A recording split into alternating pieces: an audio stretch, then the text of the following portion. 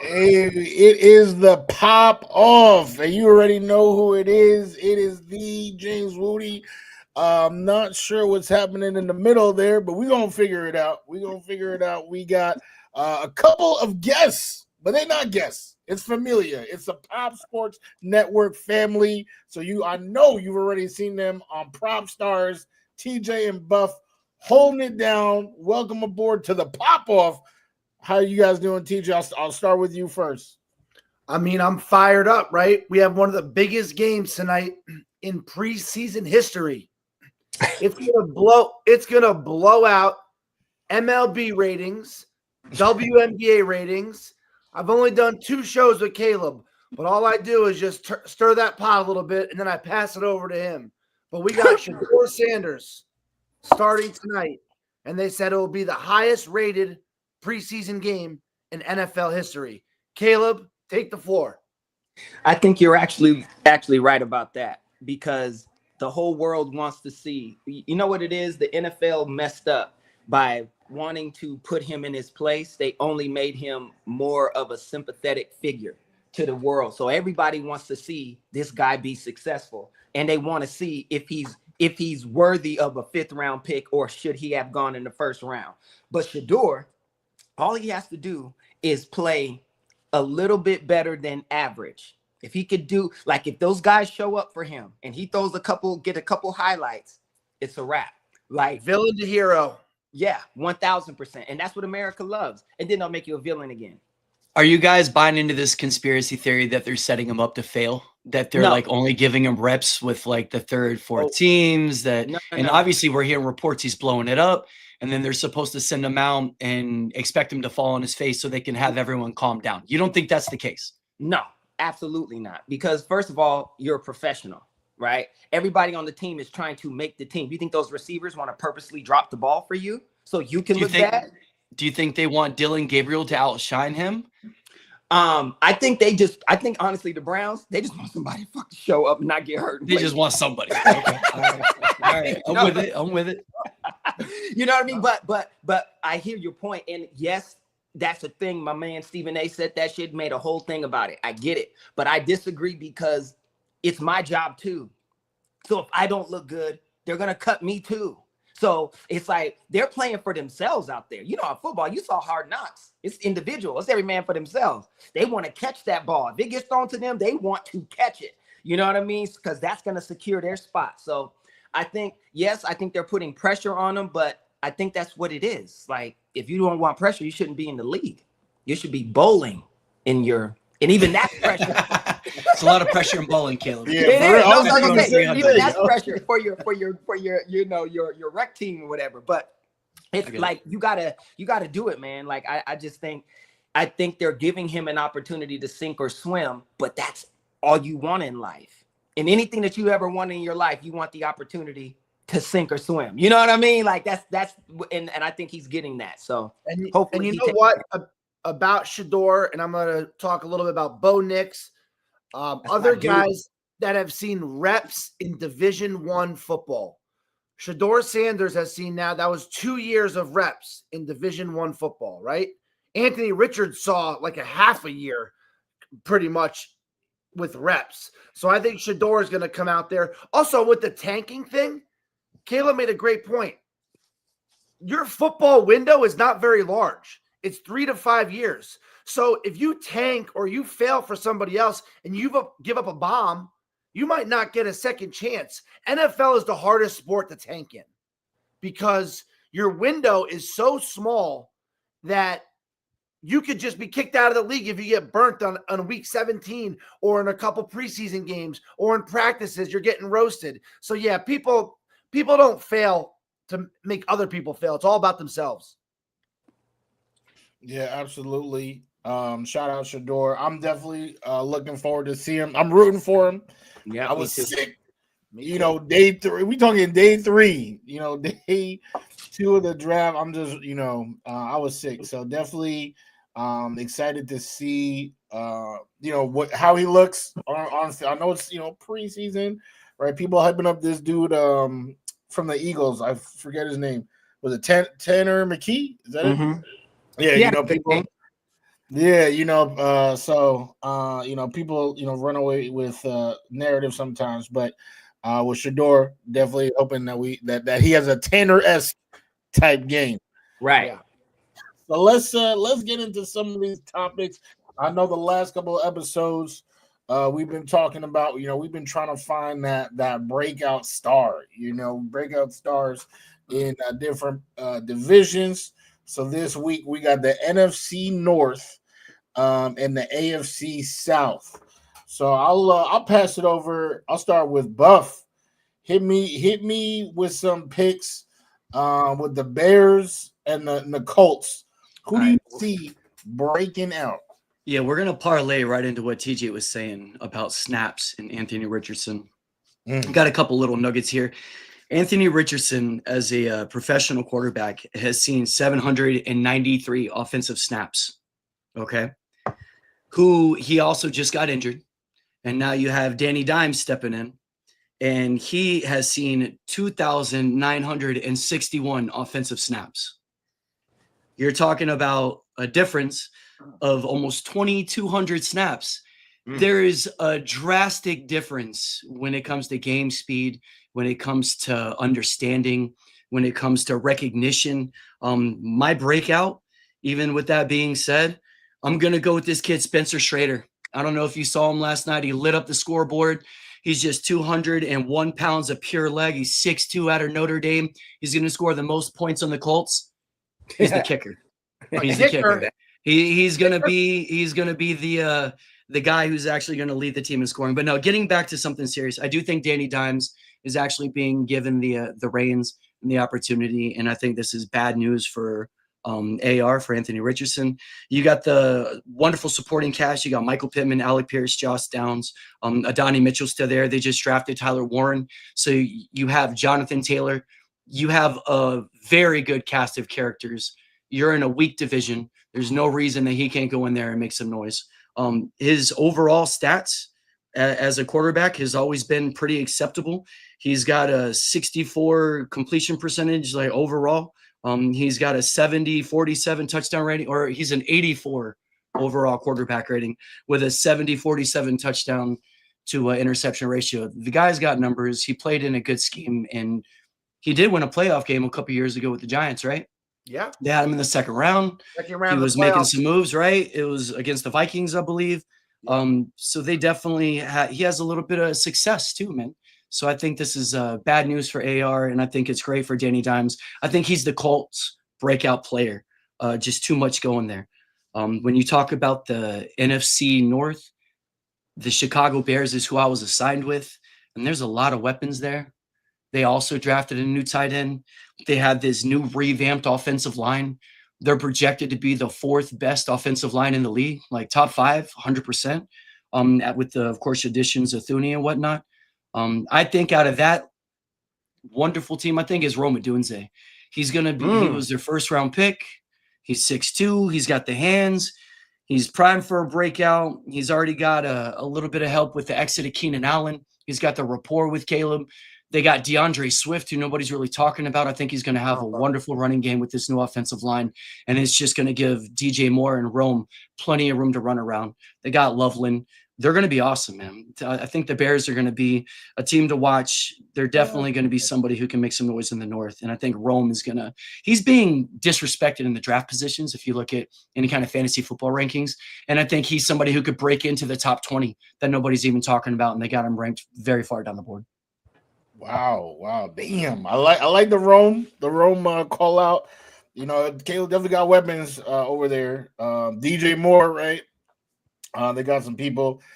Daniel Jones. Usually when I hear Daniel Jones on Breakout, it's somebody breaking out in hives. But okay, he might be breaking out. If that guy, I'm telling you right now, it's a different team. You're gonna see Daniel Jones with an RPO to Jonathan Taylor. He's going to bootleg right, but unlike the Giants, he's not going to eat the turf monster 45 yards down the field. He's going to waltz in for the touchdown, and it's going to change the trajectory of his career. Really? Okay. Wow. All right. Wow, trajectory changing this season. Okay. All right. Hey, I'm with it. TJ, let me see. We got the Jags and the Lions. All right, who we got breaking out? I mean, I feel like I was just set up for this one, right? Obviously, we're going Jaguars. This is right in our backyard, right? We're about 2 hours away from Jaguars training camp. Prop Stars, Pop Sports. We got people on the ground right there. They're saying Travis Hunter has taken over the wide receiver 1 spot. They said he is unstoppable. Brian Thomas Jr. is just yielding. Hey, you are the next. Like, you're him. I'll gladly go against number 2 cornerbacks. It's hard to call a Heisman Trophy winner like a breakout star because we already know who he is, and he's such a familiar name. But the way he approaches the game, everyone just assumes because he's under that Deion Sanders, Shedeur Sanders umbrella that he's overconfident, cocky, arrogant. But he's not like that. And his humbleness and his athletic ability is already showing in training camp. And he is just blowing people away, making Jaguars feel really good about moving up. It's going to be exciting. But if you don't want to say a Heisman Trophy winner, Tank Bigsby, we've heard he's taken over that number 1 spot. So I see him, having more of like a 60-40, 65-34 share count in the backfield. So I'm excited to see Tank Bigsby maybe flirt with those 1,000 yards. As far as the Lions go, the breakout star, I think it's Jameson Williams. He barely broke 1,000 yards last year. He had 58 catches. But this is the year he goes for 1,300, right? This is the year where he's that true deep threat that we know from him in college. If he could stay out of trouble and stop all the after-play antics and all that stuff, I can see Jameson Williams being a 10-touchdown, 1,300-yard guy instead of a Zandy, you might be right. Touchdown. But the speed's there. All the weapons are there. You can't focus on them. It'll be think about it. Last year, he had 1,000 yards and 7 touchdowns. That's a very quiet 1,000 yards, 7 touchdowns. This year, sky's the limit. I hear that. So just real quick. So Buff on the Bears. See, I love Rome. The problem is Rome can't throw to himself. And for my namesake, great name, terrible quarterback. That's all I'm going to say. That's all I'm going to say. I know everybody's listen. This is his make or break season. I'm telling you right now. I'm telling you right now. I always thought he was overrated. Like Tony say, I never like him. I never trust him. That's what it is. Like never. So that's my what do you think? What do you think about these young quarterbacks that are being thrown into the fire, and then we're seeing like a recycled quarterback that comes out later? At first, I was blaming what's my boy in the Texans? I don't know why I'm blanking on his name. CJ Stroud. CJ? I would say I'm blaming Stroud, but now we all know who it is. It's Jaden Daniels' fault. In your rookie season, you get to the NFC Championship. Dak Prescott is like, oh my God. Right? I've been here 10 years. I'm on my 4th album, yo. You know what I'm saying? He over here mad because he ain't selling no records. You know what I'm saying? This dude come out blazing. So these new quarterbacks that are coming and setting the bar super high, it makes it ridiculous, right? Like, it sets the bar crazy. Caleb is decent, but he came out, hey, Zandy, hey, that's what it is. That's what it is. You know what I'm saying? It's the truth, though. See, I keep it true. I tell the truth even when I lie. You know what I'm saying? It's like I'm not going to just because his name is Caleb. He has a beautiful name. It's great. I love it. It's just he doesn't match it. Like I always thought he was overrated in college. That's where I thought it was, and I see it now. And I just feel like he's good, but he's not elite. There's levels to it. So that's my only thing with Rome, because I think he's talented, but he can't throw it to himself. But then, TJ, when you were talking about you mentioned what was it on the Jaguars? Here's the deal. I love Trevor, right? Here's what Jacksonville's gonna have to figure out, and it's gonna suck for Travis. They care more about making sure Trevor does not flop than they do about him being most efficient for them. So if Trevor's like, I love him as my receiver, he's not playing defense, right? He's like, I want to play both. They might every now and then. You remember how Deion used to do it? Deion was on defense 95% of the time. Yeah. Dallas would put him in as a decoy, a gadget or something, like every now and then. That's how it's going to be for him. Because here's the thing about Travis. he's undersized. Like in this league, you don't want to, the more times you're on that field, the higher your probability of injury goes, right? So it's a thing. So that's what I'll say about that. So if this is Caleb's last year, you're saying, or it's his year to show. What about Trevor? I think it's his how year many to albums show is he on? You know what I'm saying? Like we've been hearing that he's like the new Jesus for the last 4 years. Here's the idea. It's like being on 2 singles that are hot and you got a cool verse and then you drop your solo album and that shit is brick. That shit is dick and donuts. Ain't nobody buying that shit. You know what I'm saying? Like, that's what it's like. Everybody thought he was going to be so big and he's not. A Heisman Trophy winner and all of this. And then everybody's like, oh, it's the offensive line. Okay. Yeah, we gonna see. We gonna see. So Caleb, can I use that line? Can I use that line on my wife? Even when I'm lying, I'm telling the truth. Oh yeah, that's Tony. That's Scarface. He said, "Me, I tell the truth, even when I lie." It's one of my favorite lines. I love it because it's so true. But that's what you got to say. But anyway, so now you gave me the Texans and the Packers, right? So on the Packers, my breakout is Matthew Golden because he, unlike Rome, has a good quarterback, right? Who has proven himself, Mr. Love. I love that name, Mr. Love. You know what I'm saying? But regardless of all that, he's great to me. I think he's a really, really good quarterback and has the opportunity to become elite. But I think with Matthew Golden, he definitely can, because you're only as good as the dude you're throwing the ball to. You know what I'm saying? Yeah. And I think them in tandem is the thing for the Packers. Like, I think that's going to be a new thing because I loved Matthew in college. I thought he was great. So there's that.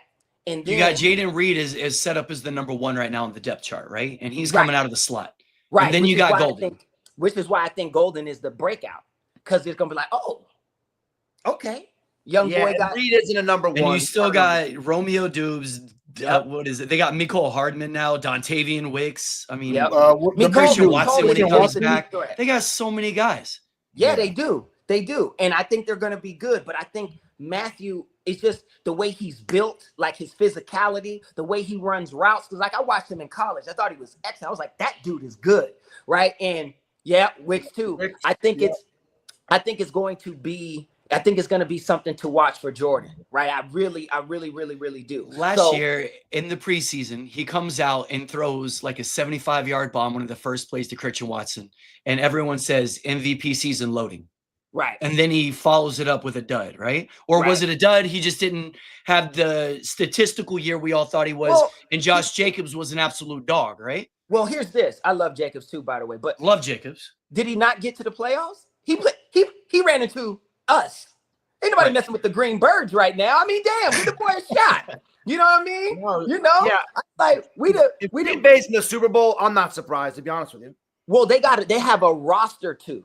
And you're right about Watson, Zandy. But the thing is, he got there, right? They just ran against us, and you know how it is. We just running off tackle. You know what I mean? And once we hit the off tackle, and number 26 get to it's a wrap. Get to jumping over you. Take it easy on 26, bro. All right, take it easy on 26. Oh. No. Thank you, TJ. Thank you. I fell asleep last night. True story. I slept with my Saquon Barkley like t-shirt jersey on. I sleep with it 3 or 4 nights a week. You should keep it. It's an heirloom now. It's an heirloom for what it once was. It's like he like takes the shirt and he like nuzzles it, you know. But then for the Texans, real quick, I'll just jump on them. You know who I think is who's gonna be breakout? He's not even starting. He's second string right now, only because of injury. Tank Dell, phenomenal. His injury. I swear, if he can just eat his Wheaties and drink milk, not oat milk, not almond milk, fuck all that woke stuff. I'm talking real cow vitamin milk D from the bull. Well, from not the bull. You know, maybe that'd be some other type of. You're the udder. You want it off the udder. You want him to take it off of the udder. Hey, wait a minute. He might need some of that. It might give him some strong like bull. You know how the natives, they'd be like, hey, give me that. So anyway, but my point is he just needs to strengthen his physicality so he can endure these hits that he takes, because that is the issue. But outside of that, I think he is phenomenal. Tank Dell is so good. And does he come back mid-year? Does he come back mid-season? That injury was brutal. Ugh. I know. It's so bad. I'm like, when does he come back? I know. So, but I just know he's second string. And I just know if he comes back, he will be breakout because he's so talented. Like, it'll be crazy. So God willing, everything goes good with that in him. But that's so those are my two for the Packers and the Texans. What you got, Woody? Let's go with the Titans. Try to buy you some time. You were over here. Yeah. No, you guys did fantastic, actually. And with the Titans, Cam Ward, I really think he's set up. I feel like from the outside looking in, you're like, what are you talking about? The Titans were straight, dog shit last year. But a lot of that, from my perspective was, Will Levis. And this isn't even trying to I'm not trying to shit on Will Levis because I think he has physical skill. You can't. But the mentals. Have you seen his girl? But yeah, I mean, yeah, he He said, "Say what you want." She's coming home with me. Yeah. He might be the best quarterback on the show, but he's got a hot, he's got a smoking girl, Listen, that changes a lot. You can say whatever you want. Come here, baby. I mean, and hey, she's getting that work, right?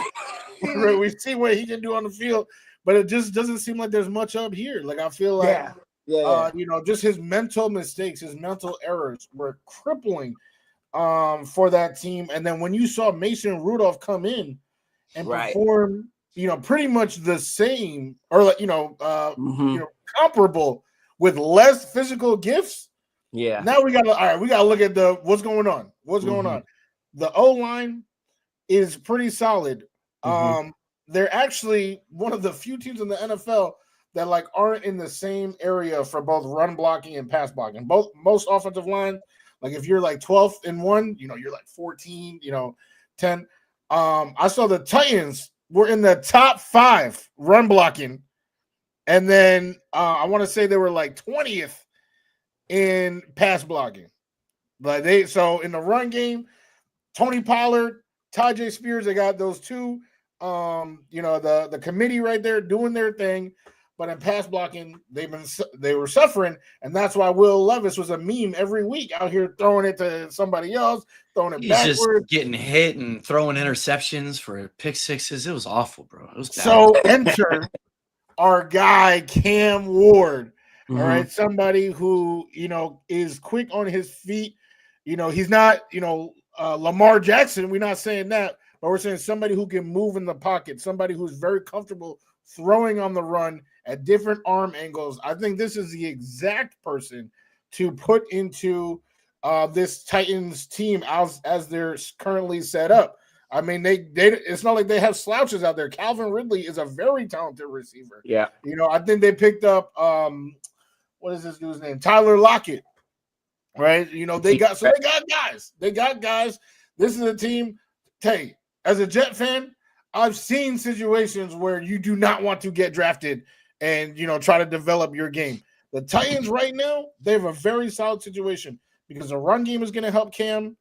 All right. For the pass game, he has the tools to be able to evade the pocket, and he has multiple pass catchers. If I didn't pick Cam, I would have picked my guy, my fellow Nigerian brother, Chigi Okonkwo, okay, because he is a tight end who, week 9 on last year, everyone in fantasy was like, waiver wire stash, he's slowly getting all these TDs. And that was from Mason Rudolph, the red-nosed reindeer. What is he going to do with Cam Ward throwing in the ball, getting open, big guy, right? I did hear and strong at the catch. So I heard something really good about Cam. He was actually saying he believes their offense is mid right now. And I love to hear him saying that because as a leader of your team, it just shows you that you're not satisfied. And it shows you that you're trying to push and you're trying to get everybody else to buy in to be better. And I love that from your young quarterback who's going to be the franchise of your team. So I love the pick. I like his moxie. I like what he's doing right now. And I like the fact that he's not satisfied with what he's got. He's not out here thinking everything's all rosy. He's trying to improve and grind. It's a wonderful thing. And Woody, on your point too, a couple things line up. Veteran receivers, right? Pollard, a veteran running back. And then in Tennessee, there's no pressure, right? No one expects him to be good for a year or two. There's no media, there's no New York media or whatever like that. So he can go in. And more importantly, Buff and I talk about this a lot on our show. It's Division I snaps. You put these guys in a vacuum. You put Levis and Brady and all these guys in a vacuum. There's not much of a difference in a vacuum. But when you're getting that Division I pass rush, NFL pass rush, it's reps. And that's why we saw Bo Nix come right in and do good. It's Division I, successful Division I reps. And Cam Ward has that. But I'll yield to you again, whatever you guys. But yeah, I love Ward, and I think it's going to be fun. And I got to, again, give another deep, heartfelt apology to Mr. Bo Nix, who I will speak with Mr. before his name, because I said he was garbage. He wasn't going to do nothing. And me too. Eat every single word. So Mr. Bo Nix, another sincere apology from me. But he's got some legs, that kid. I was on that train also. But you said one thing, and I didn't. I got to give him his props. Regardless of any controversy, you said, what you gonna do? And what you gonna do, brother? You know what I'm saying? Shout out to my man, the Hulkster, the GOAT of all time, the greatest wrestler of all time. There would be no Rock. There would be no Stone Cold. No rip the shirt, TJ. No John Cena. Nobody without the Hulkster. I don't care what nobody says. I don't care about the controversy. You don't have to like black people. I don't like half of them either. So I don't care. I love the Hulkster. He was my favorite wrestler for a long time. It was always the Hulkster, Ravishing Rick Rude, Mr. Perfect, Bret the Hitman Hart, Shawn Michaels. Ultimate Warrior. Oh, see, I didn't like the Ultimate Warrior because he beat Hulk, but he was the man. His music, that might be the greatest intro music you've ever heard. I swear, the Ultimate Warrior's intro music. But anyway, I digress. Shout out to Hulkster. Rest in peace, brother. All good. Thanks for the creating wrestling, turning it into what it has become. Absolutely. So there's that. Sorry. There's absolutely no argument here in terms of Hulk Hogan's impact on the sport I love. My very first love in life was pro wrestling. Me too. I loved it. When Andre the Giant had him in that bear hug, and it's 1, 2, and then he goes, I was running around my family room. Let's go! And then he picks him up and body slams him, picks him up. Like, unbelievable. 24-inch pythons, about 14 inches bigger than mine. Yes. So definitely rest in peace, the Hulkster. Yes, sir. And I don't even know how to get back the Titans, right? You were off the Titans. Who's your next team? Yeah, he's not going to compare to Hulk Hogan's impact. But we still trying to make an impact. We breaking out. The Vikings. This guy, I think a couple of you guys did this, picking a second string guy who, might come back and overtake the first. Here's what I'm thinking. Because last year I drafted Aaron Jones because it's just the way it fell. And I was like, I know where this is going. We know where this is going already. Let's go. It's a good pick. And turns out he was fantastic. Oh my God. I was like, yo, like a 6th rounder producing top tier numbers.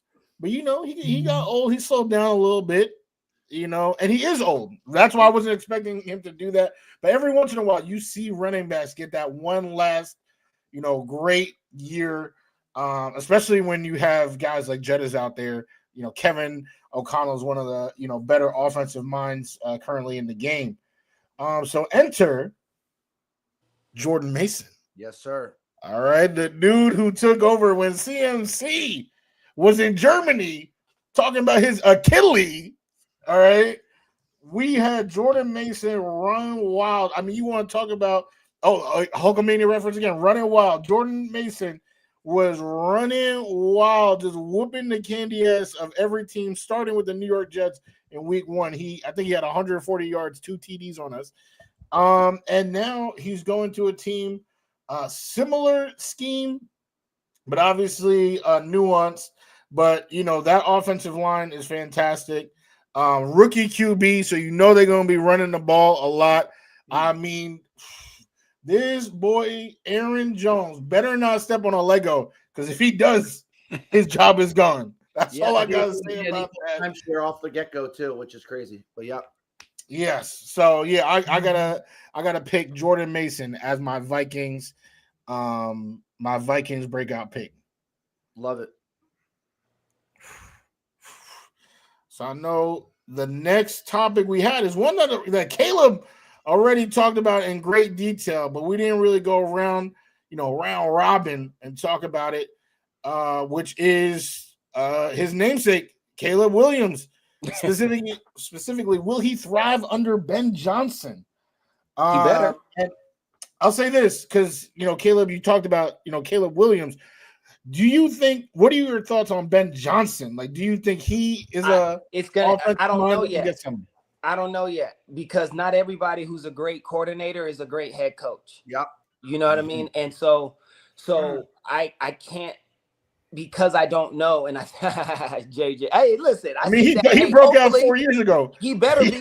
He better be. Because he's coming back from injury. Sorry, I got sidetracked. Is that JJ McCarthy? JJ McCarthy. Yeah. I thought he was talking about Justin Jefferson. No. I was about to say, McCarthy.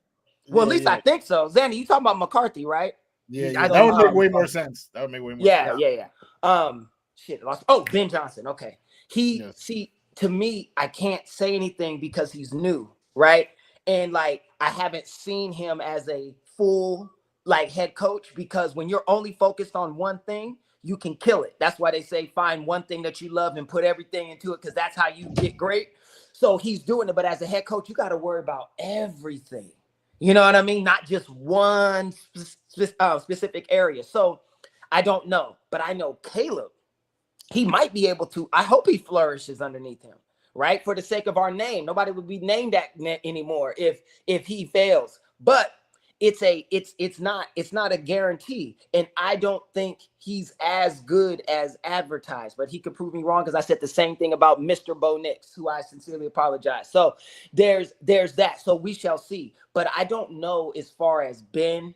It's going to be interesting to see what he does. Same thing with Aaron in New York with the Jets. No, you know what I mean. So we shall exactly.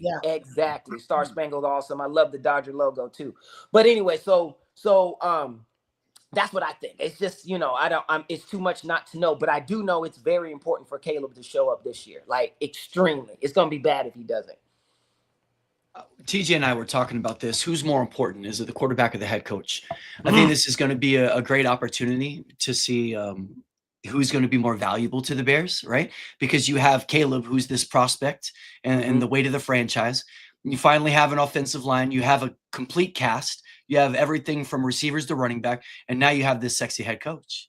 And this sexy head coach just dominated the league last year in points. I mean, I think there's every reason and success to piece it together and to have a great year, man. I think no matter what, they go further up, it's definitely going to be progression. Now it's about how we want to grade that progression and what we think a floor and a ceiling could be. You know what I mean? Because no matter what, I think they're going to be better. Period. So that's an easy one to call. And are you calling them a 10-win team? Are you calling them a 12-win team? Are you calling them to win the North? I don't know. I'm not saying. I think that there's the potential because you have Ben Johnson running this offense, and we haven't seen the likes of what he's going to do with DeAndre Swift, which is going to turn into Rome and DJ Moore going crazy. And they still got this new tight end, and they still got the other tight end. So they got a twin tight end set, and it could very well be run blocking. It could be scheming, 2 receivers. You could have 4 guys out there catching the ball, 5 guys with Swift. We don't know what's going to happen, man. Last year, they were faking trip plays. You know what I mean? What in the hell is he going to do with Caleb? I'm excited. I think there's a lot of potential, and I think that they definitely go up. That's for sure. I think Caleb is more athletic than Jared Goff, so at least there's that. Sure, that's an easy one, right? Do more. You know what I mean? So, for more of the tricks and the hook and ladder type. Yeah, and I think we're going to see that, right? It's not going to be just conventional Bears running the ball it has been for the last 20 years.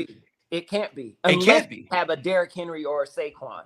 Sure. Well, then it gives you a reason to play off like the Baltimore Ravens do, and they even have Lamar. So that's why that's a whole nother story. You know what I mean? That's a whole nother story. But with this package, it seems like they are offensively prone to be successful. Yeah, I agree. Yeah, I think it's well, isn't this crazy to think? Let's go back last year. I want to say it was October 27th, and I know that date because I was traveling that day, so I remember. The Bears cornerback is going like this to the fans in the stadium, and Daniels beats Caleb Williams on a Hail Mary because the Bears coaching was so bad that they couldn't get them dialed in to win an NFL regular season game. And Jaden Daniels, after that game, skyrocketed. Agreed, Jeff. Caleb Williams, agreed, Jeff, as well. Yeah, Caleb Williams went down, right? But also a little history lesson. Do you guys remember when Brian Billick was the offensive coordinator for the Minnesota Vikings? Yes, sir. Randall Cunningham, Chris Carter, Randy Moss, Robert Smith. Then he went to the Ravens. He won a Super Bowl right away, but it was one of the worst offenses in NFL history to win a Super Bowl. Ray Lewis, Ed Reed. He did it with Trent Dilfer. Dilfer, right? My point is any one of us on this podcast could have ran that Lions offense with the Monra, Jameson, Gibbs, Montgomery, Laporta, Dan Campbell as the head coach. Because guess what? You got 4 downs to get a first down. That's it. 4 downs every time with Dan Campbell. Now, Ben Johnson will bring that to Chicago. But my point is we don't know if Ben Johnson is an offensive genius. Brian Billick, we thought was, but it was because you had Cunningham and Randy Moss and Chris Carter. Anyone could do that. That Lions offense is up there with the Niners offense 3 or 4 years ago, like right when they got C-Mac. One of the best of all time. No, I agree. And one thing I will say, though, because I hear you, but I will say this. It is about scheme. Because Doug Collins had Michael Jordan and Scottie Pippen, too. You know what I mean? Like where Phil was able to put in the triangle, which Mike hated, and learn to love. Right. So what I'm saying is there is scheme that comes in with having weapons. The weapons will get you wins, but like to get to championship games like AFC, NFC championships and Super Bowls, like the scheme does come into play. I will say that. And Jeff said something in the chat. He said that Goff is head and shoulders cerebrally above above Ben. Above Caleb, which I do agree in the sense of what he's saying. He's talking about football sense. He's talking about the ability to see what the defense is in and know who's open. Because you're going to have 5 or 6 options in an offense, right? But there are options that are based on what the defense is in. So you'll have somebody that's breaking the cover 2 man. You'll have somebody that's breaking the cover 3. You'll have some right, like whatever they could be running, there's a route that would break it. So he's talking about that Jeff can see those things better and identify them. And I think he's right about that. That's my thing with Caleb, right? Like that's what I mean by overrated. It's not about talent, right? At these levels, it's about the understanding of the game and knowing what the quarterback, what the defense is doing. The quarterback is playing against the defensive coordinator, not the defense. He's looking to see what they're in and attack it. Boom, boom, boom, boom, boom. But he's to be able to recognize it immediately. So that I do agree to a point. He just lacks the athleticism that Caleb has, to where athleticism allows you to make a mistake and cover it up. You know what I mean? Because you're so athletic. That's what it does. For sure. Damn, you guys said a lot of things. Sorry. There's a lot going on right now. It's all good. That's why we're here. We're here to talk. We're gonna pop off. To pop off, if you will. So with Ben, I've actually famously been, I don't like, hate is a strong word. So it's not hate. But I've never been a Ben Johnson believer. I felt like they just, blowing a lot of smoke. To TJ's point, they have a lot of weapons. Like they have a lot of weapons, right? So it's a roster thing. But then to Caleb's point, he only had the one job of designing the offense. Now, it's real nice when you got someone, an elite motivator like Dan Campbell getting everybody fired up. And then you just come in and it's like, all right, this is a play we're going to run. Right. But no, that's your job. You got to be the one getting people riled up. There's so many things to do. One of my favorite clips I've ever watched about any sports-related person ever. It's literally just a 59-second clip of Bill Belichick talking about how almost a culture shock he was when he became the Cleveland Browns head coach. Because obviously everybody wanted him, right? The Giants were doing their thing. He gets signed, and he was just like, in his classic Belichick, I didn't realize that the job had so many different facets that were outside of the X's and O's. Like, we're talking personnel, we're talking salary, all those different things, right? And he was breaking it down one by one. And it's overwhelming for a first-time coach. So with all that being said, and then not knowing about him in the locker room, right? His energy, things like that. I feel like on paper, it's really, really easy to say, oh, the sky's the limit for this offense. But the division that they're in is tough. All three of those teams, the other teams, yes, sir, are playoff ready team. Like, it's not a great division to be in, to try to develop and hopefully climb up the ladder. And we've seen it. We've seen teams that look good on paper not live up to the billing. And I feel like when you look, below the surface, you see a lot of reasons why the Chicago Bears might be the next team on that list. Yeah. Well, if he doesn't work out, maybe there could be, a governmental injection of power, to make sure that the teams go easy. So Ben looks good. We see how they're doing that now. How that started, how that might be on the docket. You know what I'm saying? And that's another thing on what Jeff just said. And Caleb, I understand what you're saying, about Caleb. It's got to be this year. Jeff. It's got to be this year. But this is the problem. Peyton Manning went 3-13 his first year. Now the next year he had a great run. But if you think this is your guy, think about it. That division might have 3 12-team winners or 3 12-game winners, right? Green Bay, Minnesota, Detroit could all win 12 games, or 11 games, let's say. So the Bears could be a success, but also fail, right? And I think that's what we're talking about here. We're not saying it's playoffs or bust. And now as I'm talking through it, I kind of see what Caleb's saying as well. But there has to be growth, right? There has to be, think about it. Caleb Williams might have a better highlight reel than Tom Brady already, right? The greatest quarterback is not about your highlight reel. Anthony Richardson has a way better highlight reel than most quarterbacks already, right? But it's about consistency, and we just want to see growth. I don't want to see his nails painted. I want to see him. I want to see him leading men. And I bring up this nails. It's kind of hard if you got painted nails to lead men. Exactly. And that's the problem, right? Because difficult. You have to know your audience. You have to know those big boys blocking up in front of you most likely aren't into that kind of thing. So know who I'm not against expressing yourself, and I'm old school, but I understand, right? But it's I just want to see growth. That's all I want to see. Well, that's what Jeff and Peyton Manning were both saying. You want to have him with the same system for multiple years. You can't have multiple OCs. You can't have multiple head coaches. You need to build congruency so you can build towards something, so you can continue, like TJ says, to get reps, to get better, so you can recognize quicker, faster, better, right? And that takes the same team to be in place. Like Baker Mayfield. He had all those play callers with the Browns and everywhere he came from before he finally got settled in. And you're seeing a system really kind of take place. It's important to build around your franchise quarterback, if that's who you really believe in, with your personnel as well, your team, your coaching team. No, you're right. But I will say, and I don't know how many, but I think Jalen Hurts, the Super Bowl MVP, the guy that just won, I think he had 2 or 3 different offensive coordinators in his first 4 seasons as well. Some people just go to 2 Super Bowls during that time. And some people squat 600 pounds, so it doesn't matter. But what I'm saying is, I get it, and you're right in the truth. But it's you got to take what comes. That's what you fucking train for. That's the NFL, 100%. Yeah, it's like, nah, man, I'm good. It's now or never, bro. Yeah, it's like, man, I'm good if they don't go to the body. Or I'm more into MMA. Oh, I'm great. He want to wrestle. He taking me to the ground. Oh no, this is wrong.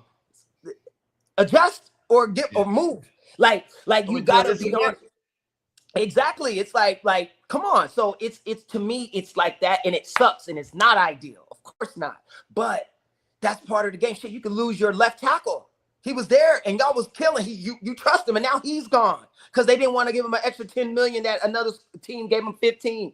Right? Like it's those types of things happen. So you always have to adjust, and that's what I was referring to with the little thing about the whole government thing with Caitlin Clark in the WNBA, with the Wall Street Journal saying that they need to do a government investigation of how she's being played unfairly. And I'm like, you're killing that girl, right?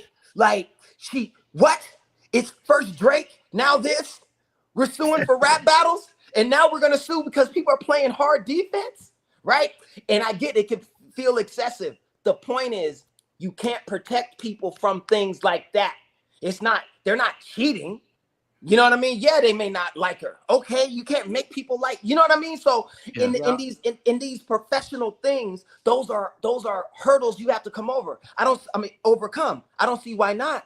You making $30 million a year. You make you making more than me. Right? And don't nobody care when I gotta go through shit. Oh man, it's not fair. Caleb had 3 bosses last year. They got rid of 3 general. Don't nobody care. Like, man, get your ass to work. You know what?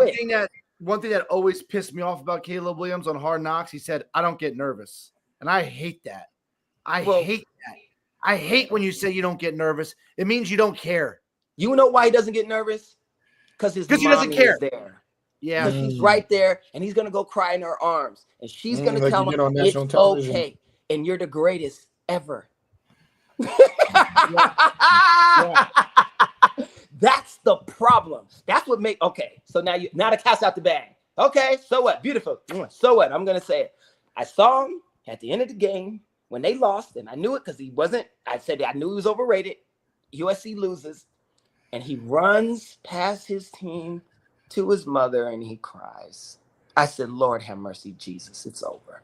Like, I don't want him as my quarterback. Like, it's a wrap. Like, are you kidding? On national TV? Yeah. She might as well just pull it out and breastfed him. Here. Mama said, I'm the best quarterback ever. Mama said. That's right. Hey. He's over here, Bobby Boucher in it, man. That's right. Mama said that they the devil. You know what I'm saying? Like, that's what it seemed like. So it's, to me, that right there would keep me from being able to follow a dude. Like how you said Cam Ward was like, we mid. Okay, cool. You challenging? Let's go. Right? I can rock with that when you're showing me that kind of thing. When I know you crying with mommy, I'm like, shut up. Get your, you know what I mean? Like, go get your binky. Get up out of here. Somebody get a real quarterback. Go get your Saquon Barkley blanket and go to sleep. And snuggle up. Exactly. Like, that's what it feels like. And I know that doesn't sound nice, but guys, that's just like in something. When you're coming together to accomplish something, you got to know everybody's on the same page, right? And of course, we're going to deal with hardship. That's part of it. We are accepting it. You know what I mean? And go forward. So that's part of it. So, you know. But let me shift gears to another first overall pick. QB supposed to be a legend, and Buff actually brought this up. He brought this up earlier, but I want us all to kind of chime in on this because Trevor Lawrence, you know, they were saying Peyton Manning, Andrew Luck, Trevor Lawrence. That's what they were saying. Yeah. And Peyton obviously had the career he did. Andrew Luck was pretty fantastic until, you know, the turnstile O-line. The spleen and all that, yeah. Yeah, you know, forced him to make a choice that killed my fantasy team that year. Let me tell you, you know, drafted my guy. Thought I was set up for success. But anyway, that's just for my diary. Yeah, they put Trevor Lawrence in there with those guys, you know. And yes, we talk about dealing with circumstance. And I think he did get a pass. I feel like that first year, we was like, oh, Urban was wilding. You know, he was at the bar, you know, talking, you know, with that girl. He was with a girl and everything. Yeah. Nonsense. He kicked the kicker in the leg, or you know, he was on all type of nonsense. Yeah. So we gave him that pass. But like since then, you know, have we seen enough? Have we seen enough for Trevor Lawrence? So what is his leash like? Because he was supposed to be, they were talking about him as one of the best, Mm-hmm.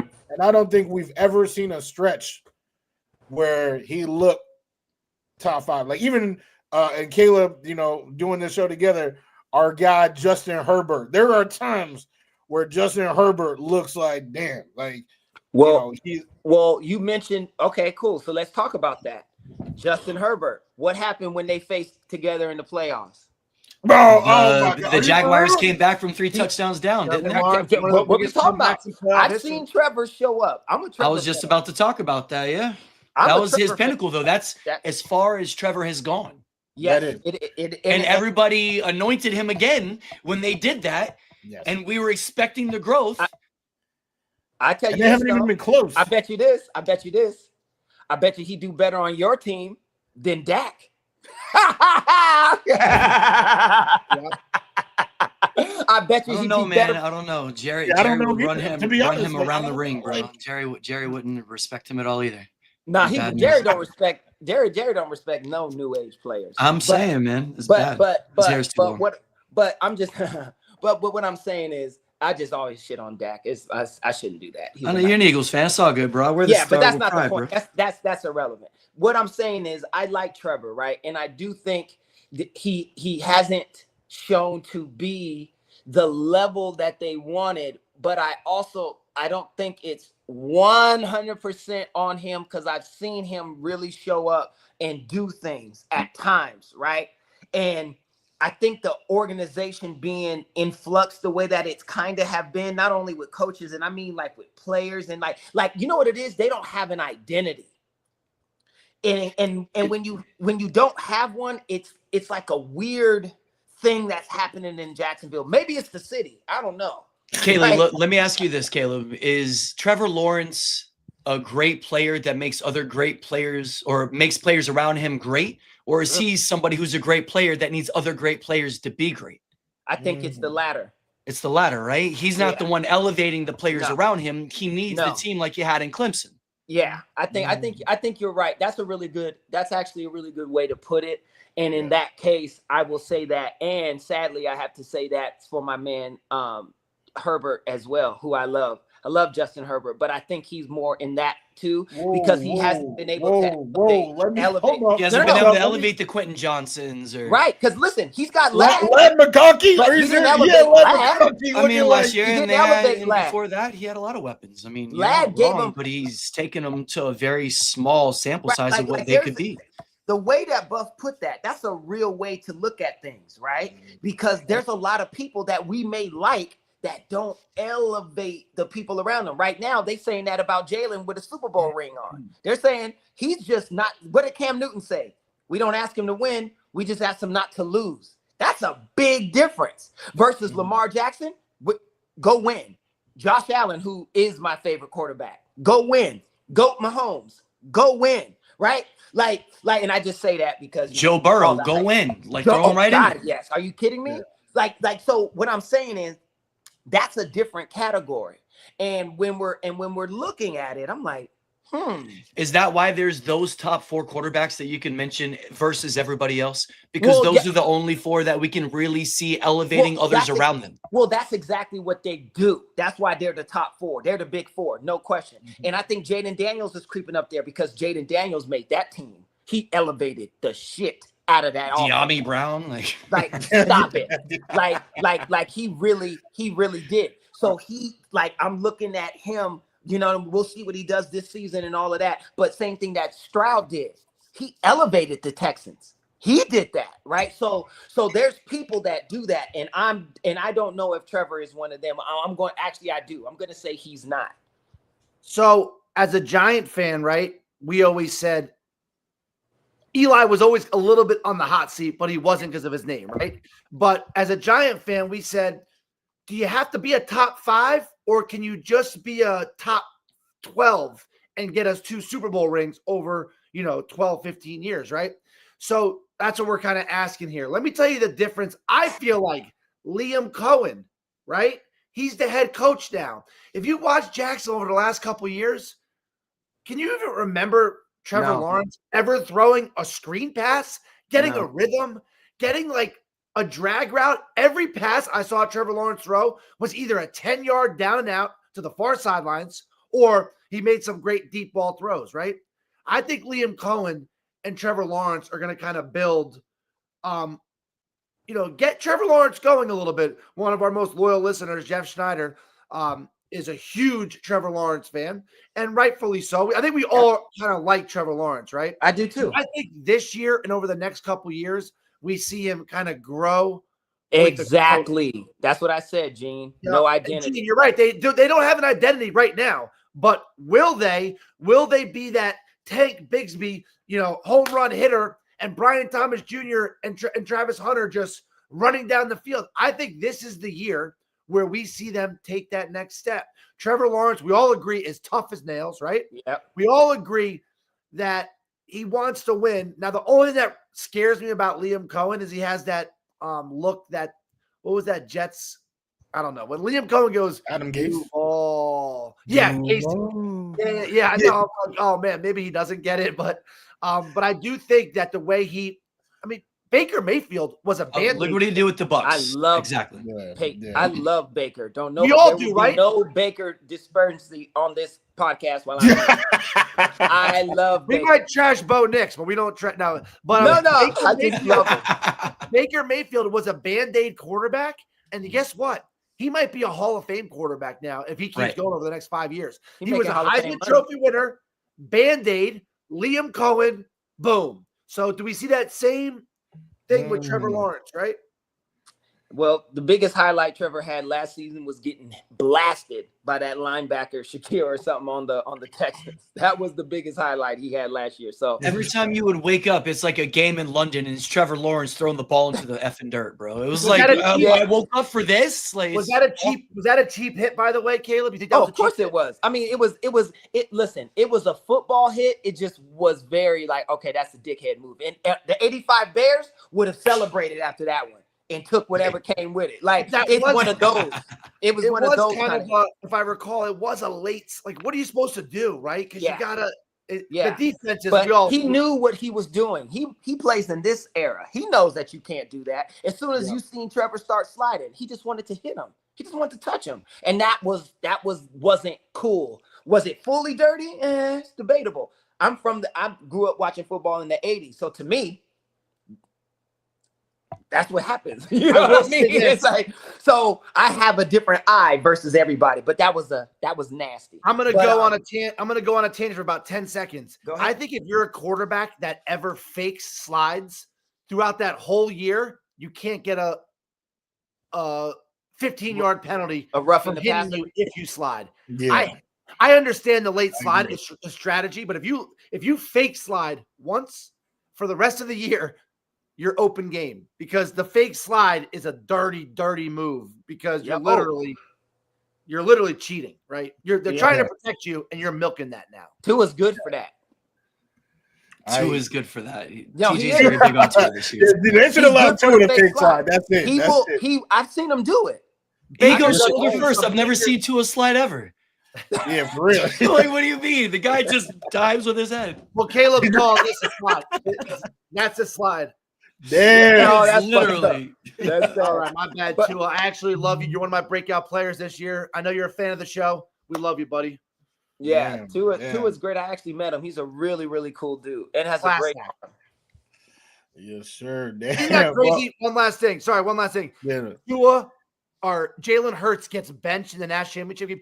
Tua comes and wins, and now Jalen Hurts is winning Super Bowl. That's just crazy. You can't make that up. Listen, that's how it is.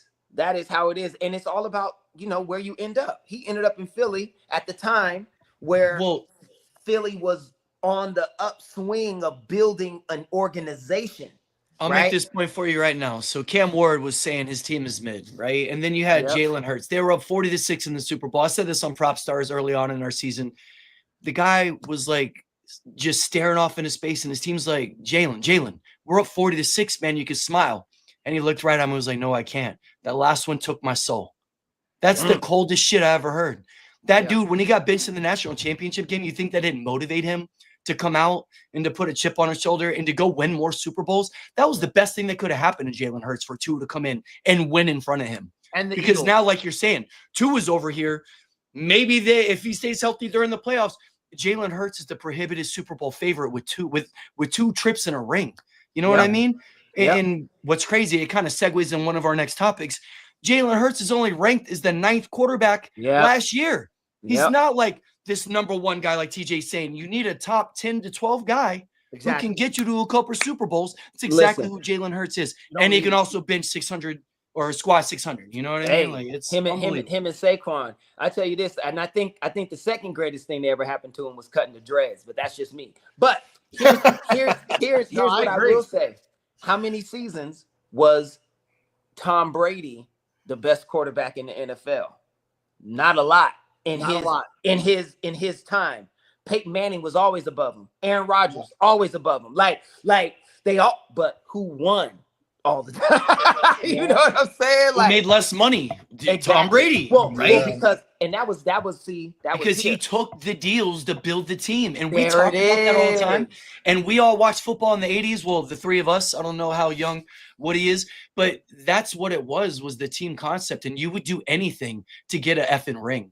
And now everybody wants the bag. And I look at my franchise and what disarray we're in. And we drag every player over the coals before we pay him. And TJ, tell them about the cap hit stat. Listen to this really quick. Dak Prescott this year will be a $50 million cap hit, right? On Dallas. $50 million. Listen to this, Caleb. The Eagles, Jalen Hurts, AJ Brown, Devontae Smith, 49.5 cap hit. All three of them together. That's how general manager. And that's why I believe people like Tom Brady should take team-friendly deals. That's general manager right there. Mm-hmm. And the reason why Dak took that money is because Dak is like, if I'm not going to win, I'm definitely going to be paid. And the quarterback market has risen. Dak is only that right now. Wait till Patrick Mahomes get his new deal. He might get $700 million. Like, it's about to be baseball numbers. You know what I mean? For football players, it's about to be baseball numbers. Yeah, 1,000%. But the one thing that I'll say, you know, when it comes to Dallas with the championship, like Jerry, he gets in the way. But I will say this about the whole Micah thing, because I know it's not even on our topic. Here's one thing that I haven't heard anybody say that you might appreciate, Buff, that maybe you would get what I'm about to say.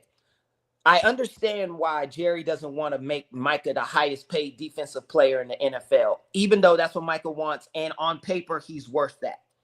Because there's a guy who's no longer there named DeMarcus Lawrence, who played on the opposite side, who demanded 2 offensive linemen at all times. At minimum, one on him and one had to spy him because he was that good, which allowed somebody like a Micah Parsons to move and be boom, boom, boom. And them in tandem was the thing. Micah was the star, but it's like losing Keith Richards. It's like, wait a minute, Mick needs that, right? It's like it's a tandem thing. Losing DeMarcus Lawrence changes it because Micah Parsons is one undersized. And we drafted Iziriaku, but he's not a developed. He's got to develop into that role. The thing that changes is this: the offensive lineman, everybody's 6'5", 6'6", 6'7", 300 is the minimum weight. When they only have to focus on 11, it's a wrap. He can't do nothing because let me tell you, when we played them last year. And we said, make sure Micah is out the way. Saquon had a freeway. It was like my front door open for what the line. And Micah couldn't do nothing. He's all in the back getting shoved. Yeah, I'm telling 100%. you. They run the opposite way and they block him out, man. I am not giving that dude $50 million a season.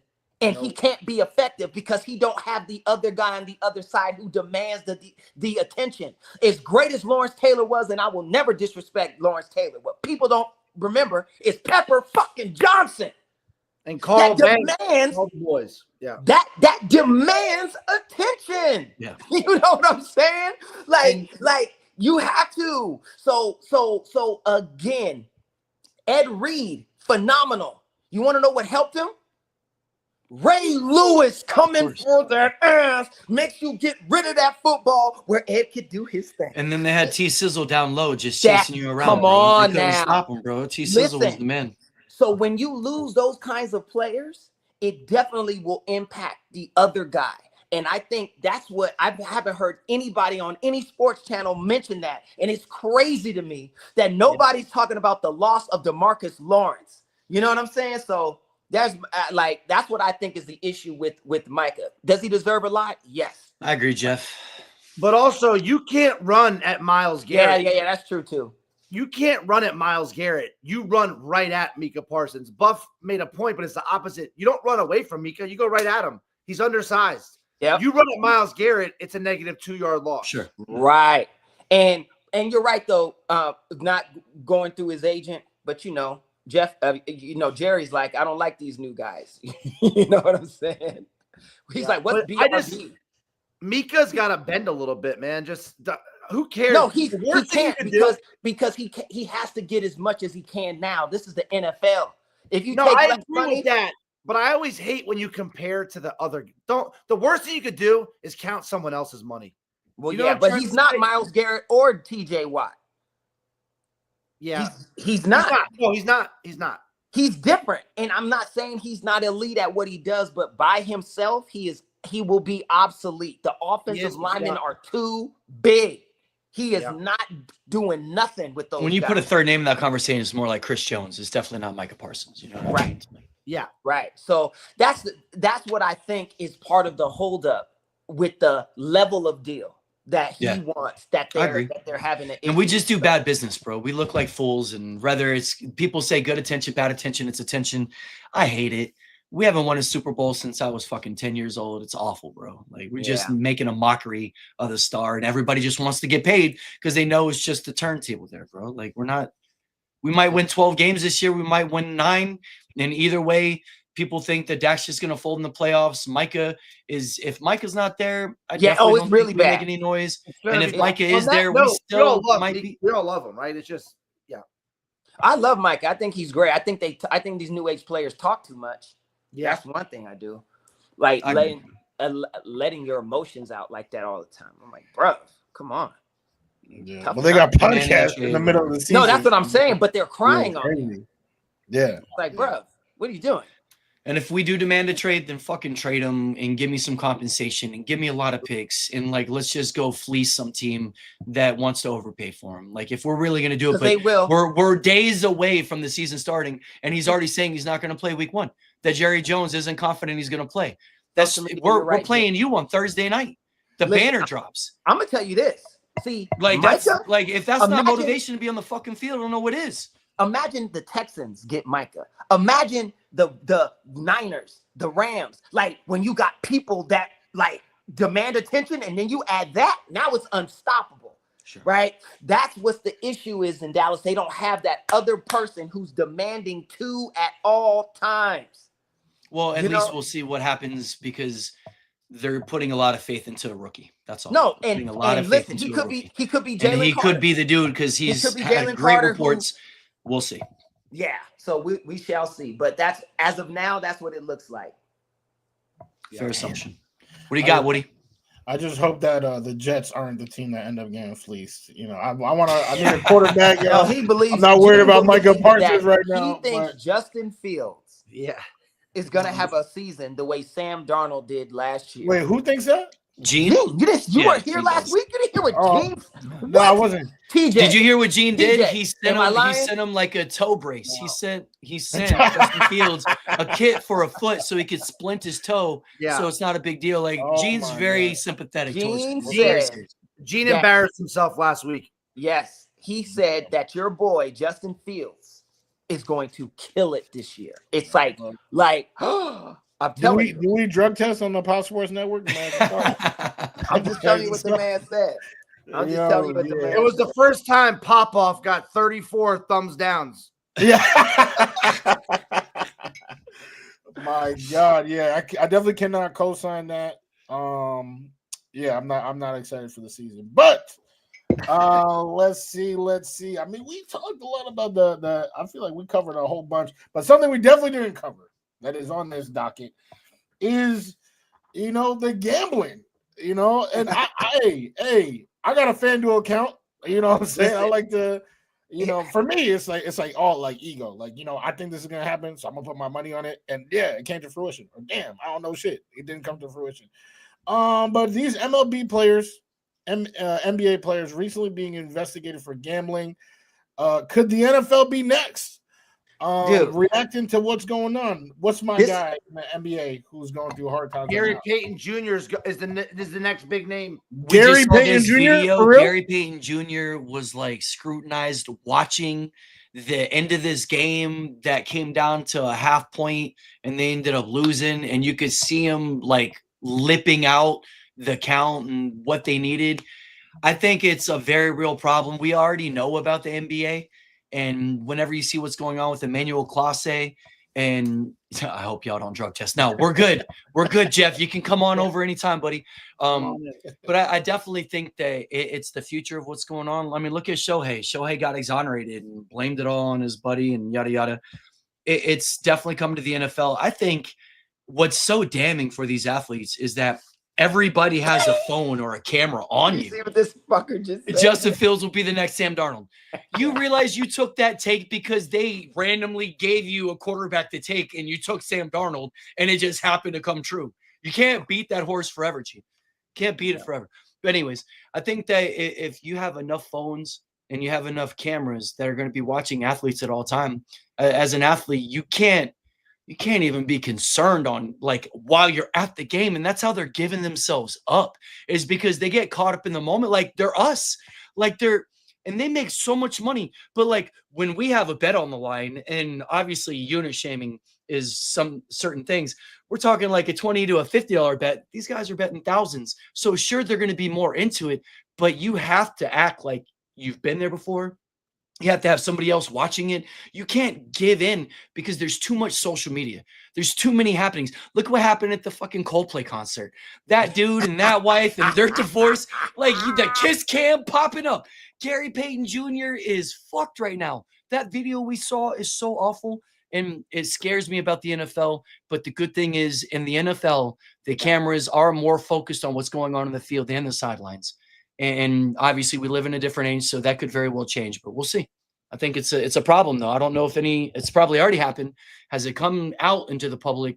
Not too much into the eye, but it's everywhere. Is it not? Like gambling, NFL, Hard Rock, FanDuel, it's all connected, man. Red Zone, it's all there.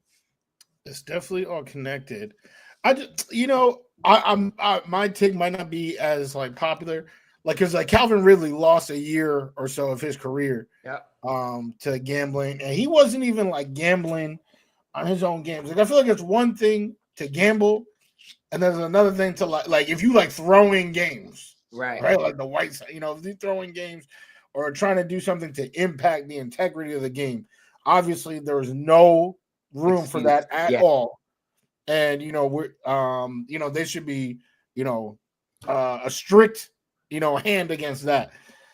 But like some of the stories that I'm hearing, like when you like dig deeper, and like Calvin Ridley is one of them, I'm like, is that worth losing, career? And like I understand, like, but like for example, insider trading, like we and Buff, you literally just said it. Like this happens, it's all connected.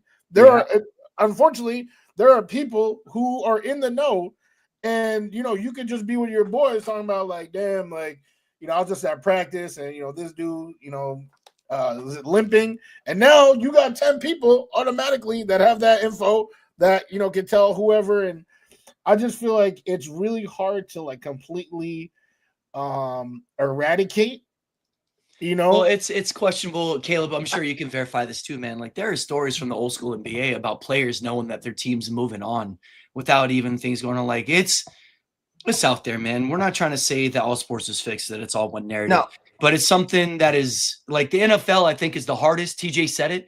You don't have any other leagues where teams are going worst to first. And like there's interesting stats. Like in the NFL, there's more often than not, a team comes from last place to first place in a division. And that's because of the parity, the drafting, the system. It's harder to tank. It's harder to throw a game because there's only like 12 or 13 minutes of actual game time. right, in the NFL because it's so fast. And then you're talking about players and variables that are so hard to predict because everybody's playing for that one play because your career depends on it. In the NBA, it's only 10 guys on a court. You know what I mean? Like it's in the MLB, you got pitchers throwing first pitch balls into the dirt. It's not the same. Like Trevor Lawrence is going to come out and like first pitch is an incompletion or first throws an incompletion. And he just like literally just like short him. So like, you're not going to see those kind of things. I don't think as much in the NFL. Because he plays better side pursuit instead of outside. Yeah. No, James Williams got screwed. And this is the problem. And our show on Mondays, obviously, Buff and I show, it's called Prop Stars. The prop bets is what has spiked all this interest. None of these guys are betting games. You understand that, right? Emmanuel Clase, the relief pitcher, was, are you going to throw a first pitch, a ball, or a strike?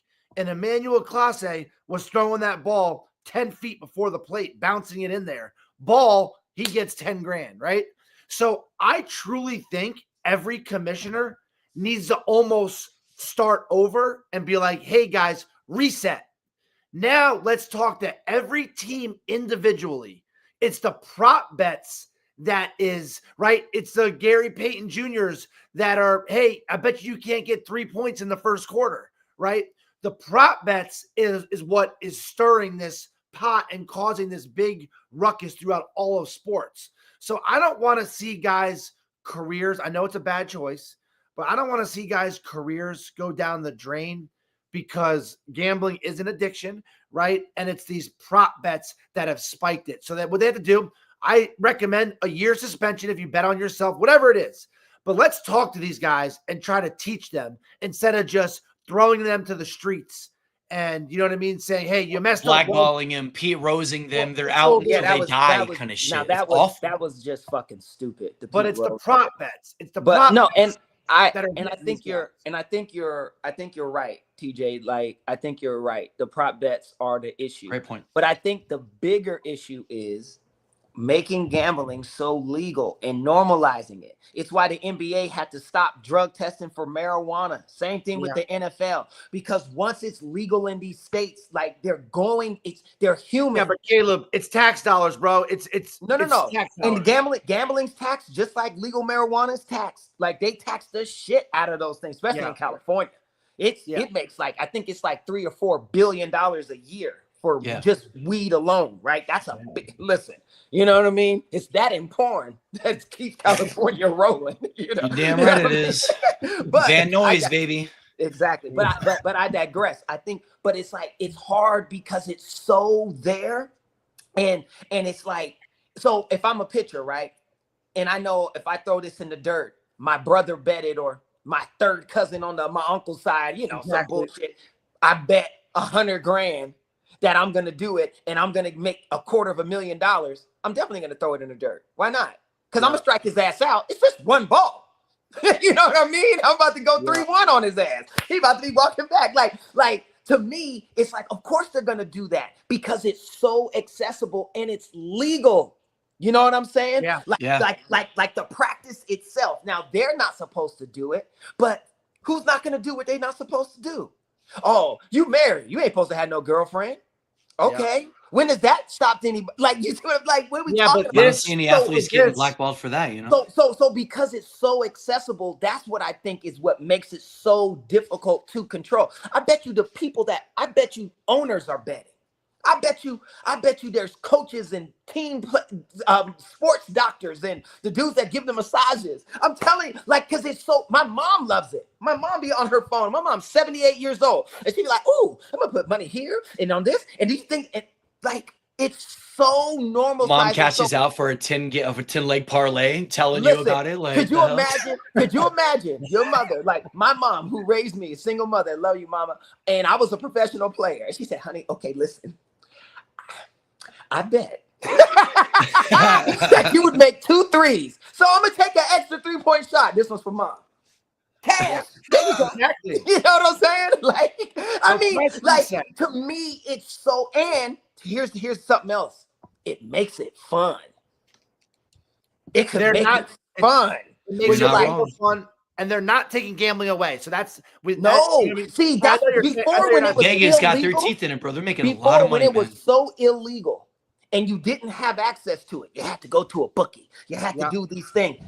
Because these things make it happen so easily, I think it makes it so hard to be relegated. Well, and it's like, how do you regulate it? Like how do you stop them? And it's to me, it just makes it so much more like cloudy, and why I don't think it's gonna stop. It's been in the NFL. Are you kidding? They do it all the time. And like Pete Rose says, I didn't bet against my team. I always bet that we won.